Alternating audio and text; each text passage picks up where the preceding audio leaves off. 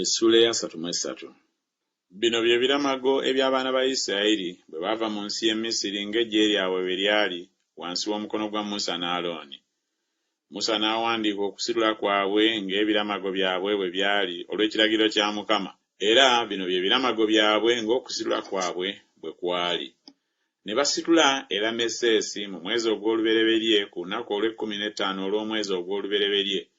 Ku lw'enkya okuyitako nga kuwedde, abaana ba Isirayiri ne bavaayo n'omukono ogwagulumizibwa mu maaso g'Abamisiri bonna.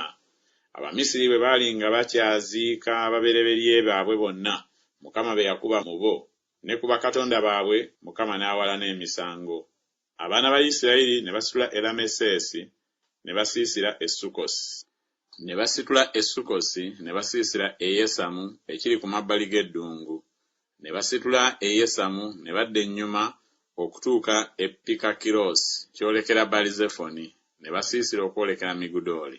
Ne basitula e Kakirosi ne bayita wakati mu nnyanja ne bayingira mu ddungu. Ne batambula olugendo olw'ennaku 3 mu ddungu ery'e Yesamu ne basiisira mu Mala.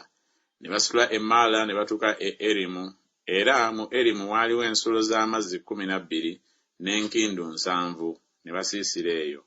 Ne basitula e Erimu ne basiisira ku nnyanja Emyufu. Ne basitula okuva ku nnyanja Emyufu ne basiisira mu ddungu Sini. Ne basitula okuva mu ddungu Sini ne basiisira e Dofuka. Ne basitula e Dofuka ne basiisira e Yalusi. Ne basitula e Yalusi ne basiisira e Lefidimu awataali mazzi abantu okunywa. Ne basitula e Lefidimu ne basiisira mu ddungu lya Sinaayi. Ne basitula okuva mu ddungu lya Sinaayi ne basiisira e Kiberosukataava. Ne basitula e Kiberosukataava ne basiisira e Kazerosi. Ne basitula e Kazerosi ne basiisira e Lisuma. Ne basitula e Lisuma ne basiisira e Limoni Perezi. Ne basitula e Limoni Perezi ne basiisira e Libuna. Ne basitula e Libuna ne basiisira e Lisa.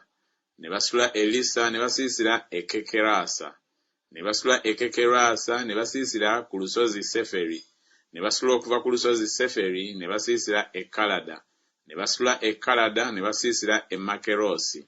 Ne basitula e Makerosi ne basiisira e Takasi. Ne basitula e Takasi ne basiisira e Teera. Ne basitula e Teera ne basiisira e Misuka. Ne basitula e Misuka ne basiisira e Kasumona. Ne basitula e Kasumona ne basiisira e Moserosi. Ne basitula e Moserosi ne basiisira e Beneyakani. Ne basitula e Beneyakani ne basiisira e Kolukagidugada. Ne basitula e Kolukagidugada ne basiisira e Yorubasa. Ne basitula e Yorubasa ne basiisira e Yabulona. Ne basitula e Yabulona ne basiisira e Ezionigeba. Ne basitula e Ezionigeba ne basiisira mu ddungu Zinni ye Kadesi. Ne basitula e Kadesi ne basiisira ku lusozi Koola ku mabbali g'ensi ya Edomu. Alooni kabona n'alinnya ku lusozi Koola olw'ekiragiro kya Mukama n'afiira okwo. Abaana ba Isirayiri nga baakamaze emyaka 4 okuva mu nsi y'e Misiri mu mwezi ogwokutaano ku lunaku olw'olubereberye olw'omwezi. Era Alooni yali yakamaze emyaka 123 bwe yafiira ku lusozi Koola. N'Omukanani kabaka w'e Yaladi eyatuulanga ebukiika obwa ddyo mu nsi ya Kanani n'awulira abaana ba Isirayiri nga bajja. Ne basitula okuva ku lusozi Koola ne basiisira e Zalumona. Ne basitula e Zalumona ne basiisira e Punoni. Ne basitula e Punoni ne basiisira e Yobosi. Ne basitula e Yobosi ne basiisira e Iyeyabalimu ku mabbali ga Mowaabu. Ne basitula e Iyeyabalimu ne basiisira e Dibonugaadi. Ne basitula e Dibonugaadi ne basiisira e Yalumonu-Dibulasayimu. Ne basitula e Yalumonu-Dibulasayimu ne basiisira ku nsozi Abalimu okwolekera Nebo. Ne basitula okuva ku nsozi Abalimu ne basiisira mu nsenyi za Mowaabu ku Yoludaani e Yeriko. Ne basiisira ku Yoludaani okuva e Besuyesimosi okutuuka e Yaberisitimu mu nsenyi za Mowaabu. Mukama n'agambira Musa mu nsenyi za Mowaabu ku Yoludaani e Yeriko nti, yogera n'abaana ba Isirayiri obagambe nti, bwe mulisomoka Yoludaani ne muyingira mu nsi ya Kanani, kale muligobamu bonna abatuula mu nsi mu maaso gammwe, ne muzikiriza amayinja gaabwe gonna agaliko ebifaananyi, ne muzikiriza ebifaananyi byabwe byonna ebifumbe, ne musuulasuula ebifo byabwe byonna ebigulumivu, era mulirya ensi ne mutuula omwo, kubanga mmwe njiwadde ensi okugirya. Era mulisikira ensi n'obululu ng'enda zammwe bwe ziri.